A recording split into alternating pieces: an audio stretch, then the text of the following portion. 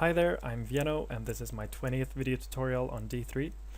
In this tutorial I'll go over the very basics of creating maps in D3. So in this case we'll create a map of Sweden divided by its counties.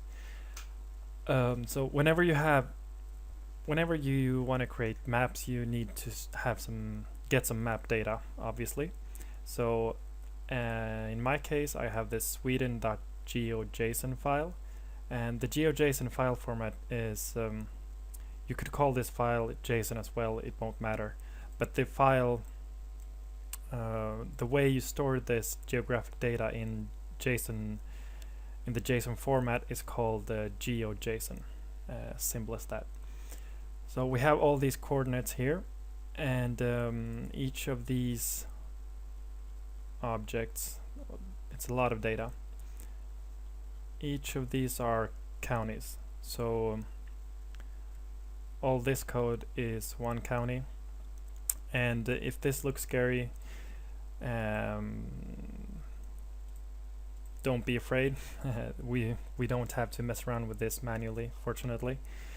The way I got this data was actually from a shapefile, which is another file format for storing geographic data, and it's much more common than the GeoJSON file format.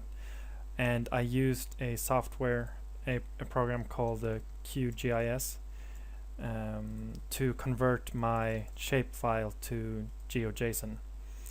But if you just want to play around with any map whatsoever, you can just Google for GeoJSON maps or something along those lines, and you'll find some GeoJSON files. So enough talking, let's begin creating our map.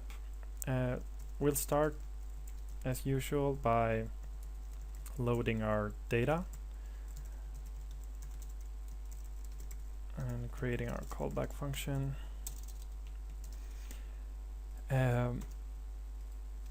So we'll append the data as usual. Each county will be a path, so I'll say we'll store each path in separate G elements. So I'll say var group is equal to canvas select all G, and the data will be data features, since this array of objects is called features, and enter append G. Okay, so we've bound our data. Now the next thing, okay, so as you know, the Earth is not flat. Well, I hope you know that. The Earth is not flat, so whenever we want to depict it on a flat surface, we need to use some kind of projection. And D3 has a number of different projections that we can use. And as you can see, depending on which one we choose, the map will look,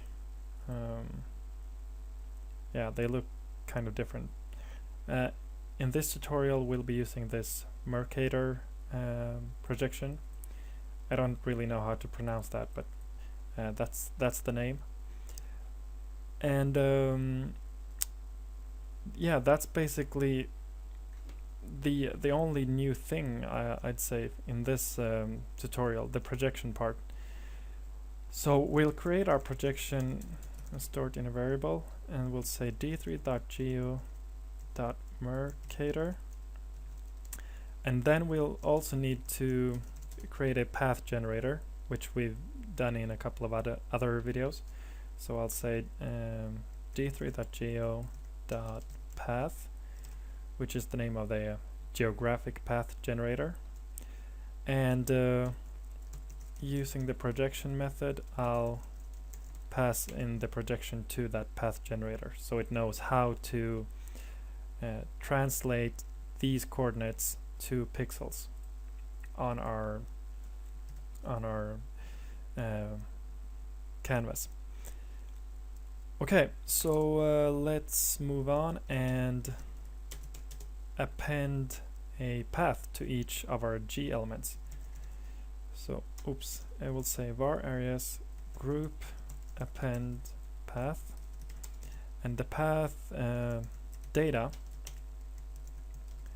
will come from the path generator, and we can give this a class.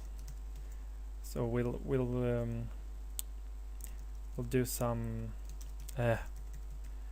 CSS styling later on, and let's give them a fill. So let's just say steel blue, and yeah, let's take a look at how this looks. So save and refresh. I don't know if you can even see this, but we actually have our map here already. It's that simple. To make it bigger, we need to modify our projection. So we can use some of the built-in methods that the D3 projection comes with, and one of those methods is the scale method. So I've done some trial and error in preparation for this. So I know that the best scale for this particular map is 7300, and we'll also give it a translate of 0 1980. Okay, save and refresh. Okay, so we have our map here. So I mean, from this point on, it's really just it's nothing new, nothing that we haven't looked at before. Well, maybe one thing. So let's append some text to each of these counties. The GeoJSON file that we use have apart from the coordinates, it has some additional properties. So for instance, this ln_num property stores the name of the county, so we can use that, and